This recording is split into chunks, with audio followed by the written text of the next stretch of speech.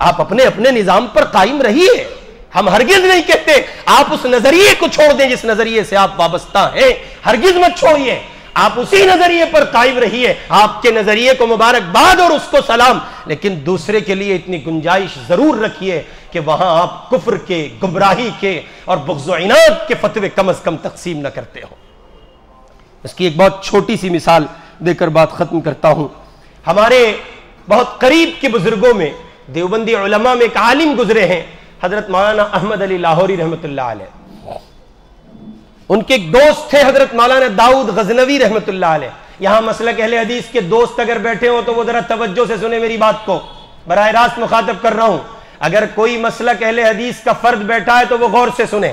مسلک اہل حدیث کے ترجمان تھے حضرت مولانا داؤد صاحب غزنوی رحمۃ اللہ علیہ، اور دیوبندی مسلک کے ترجمان تھے حضرت مولانا احمد علی لاہوری رحمہ اللہ. دونوں حضرات کی باہم دوستی ہے اور دونوں ایک دوسرے کے جگری یار ہیں. ہوا یوں کہ مولانا احمد علی لاہوری رحمہ اللہ کو حضرت مولانا داؤد غزنوی رحمہ اللہ نے خط لکھا اور کہا میں اپنے لوگوں کے ساتھ، اپنے رفقا کے ساتھ آپ کے پاس ملاقات کے لیے آ رہا ہوں.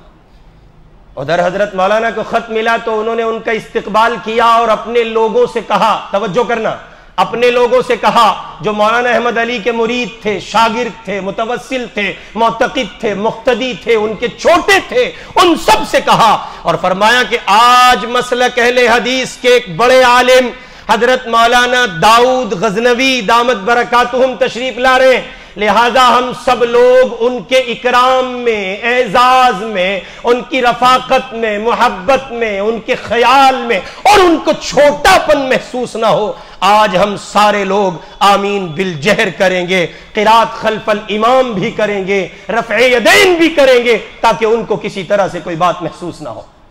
ادھر مولانا داؤد صاحب غزنوی رحمہ اللہ نے کہا آج ہم حنفی مسلک کے ایک بڑے مقتدر عالم دین کی خدمت میں جا رہے ہیں، اس لیے آج ہم ان کے پاس جا کر آمین بالجہر نہیں کریں گے، ہم قرات خلف الامام نہیں کریں گے، ہم پاؤں کو چوڑا نہیں کریں گے، ہم رفع یدین نہیں کریں گے، ہم آج حنفی مسلک کے مطابق نماز پڑھیں گے تاکہ ان کو سبکی محسوس نہ ہو، ان کو چھوٹا محسوس نہ ہو، وہ اپنے آپ میں اپنے آپ کو کمزور محسوس نہ کریں. اور پھر اس آسمان و زمین نے دیکھا اور زمین و آسمان کی مخلوق نے دیکھا، رب کے فرشتے دیکھ رہے تھے، جو مقلد تھے، جو مقلد تھے وہ غیر مقلد ہو گئے اور جو غیر مقلد تھے وہ مقلد ہو گئے. یہ قلوب میں جگہ ہونے کی وجہ تھی. آگے بڑھے، یہاں دہلی میں ایک عالم دین تھے جو بریلوی مسلک سے تعلق رکھتے تھے. ان کو پتا چلا کہ مولانا قاسم صاحب نانوتوی رحمہ اللہ حضور پاک علیہ السلام کی شان میں گستاخی کرتے ہیں، تو انہوں نے فتویٰ جاری کیا کہ قاسم نانوتوی نعوذ باللہ کافر ہے. حضرت نانوتوی دہلی تشریف لائے، حضرت کو اطلاع ملی فلاں مولانا صاحب مجھے کافر کہتے ہیں. حضرت نے فرمایا چلو ان کے پیچھے نماز پڑھیں گے. فجر کی نماز پڑھنے ان کی مسجد میں ان کے پیچھے پہنچ گئے. جب نماز مکمل ہوئی ان عالم دین کو کسی نے بتایا دیوبندیوں کا امام قاسم نانوتوی آپ کے پیچھے نماز پڑھنے آیا ہے. وہ عالم دین بھی باظرف تھے، وہ ساتھ رکھنے والے انسان تھے. آج لوگوں کے پاس سب کچھ ہے، ظرف نہیں ہے. ظرف کی دولت سے یہ امت خالی ہوتی جا رہی ہے. چنانچہ وہ عالم دین بھاگے دوڑے لپکے آئے، مصافحہ کیا اور معانقہ کیا اور کہا شیخ آپ میری مسجد میں میرے پیچھے آپ نے نماز ادا کی، میں تو آپ کو کافر کہتا ہوں. فرمایا کس بنیاد پر کہتے ہو؟ انہوں نے کہا مجھے پتا چلا ہے کہ آپ حضور کی شان میں گستاخی کرتے ہیں. فرمایا پھر تو فتویٰ درست ہے، لیکن کتنا اچھا ہوتا آپ یہ تحقیق کر لیتے قاسم نانوتوی نے حضور کی شان میں گستاخی کی بھی ہے یا نہیں کی ہے. مسئلہ یہ ہے، مسئلہ یہ نہیں ہے کہ امت سمجھتی نہیں ہے، مسئلہ یہ ہے کہ اس کو جیسا بتایا جاتا ہے وہ آنکھ بند کر کے عمل کرتی ہے. جمعیت علماء ہند اب ذرا اندر آ جائیے، اپنے گھر کا جائزہ لے لیجئے.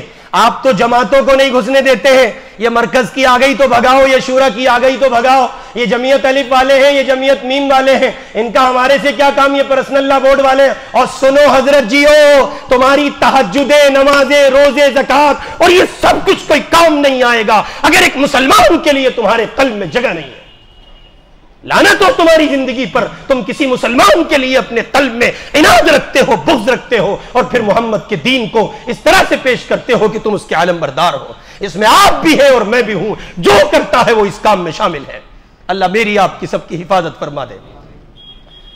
سیوہارا ادھر بجنور کے خطے میں ایک جگہ ہے، وہاں جمعیت العلماء کا جلسہ طے ہوا اور ادھر تبلیغی جماعت کا اجتماع طے ہوا۔ ادھر سے پہنچے حضرت مولانا الیاس صاحب کاندھلوی رحمۃ اللہ علیہ، ادھر سے تشریف لائے شیخ الاسلام حضرت مولانا مدنی رحمۃ اللہ علیہ۔ دونوں حضرات کو یہ پتہ چل گیا کہ یہاں تبلیغی اجتماع ہے، ان کو پتہ چلا یہاں جمعیت کا جلسہ ہے، دونوں حضرات چلے ہیں۔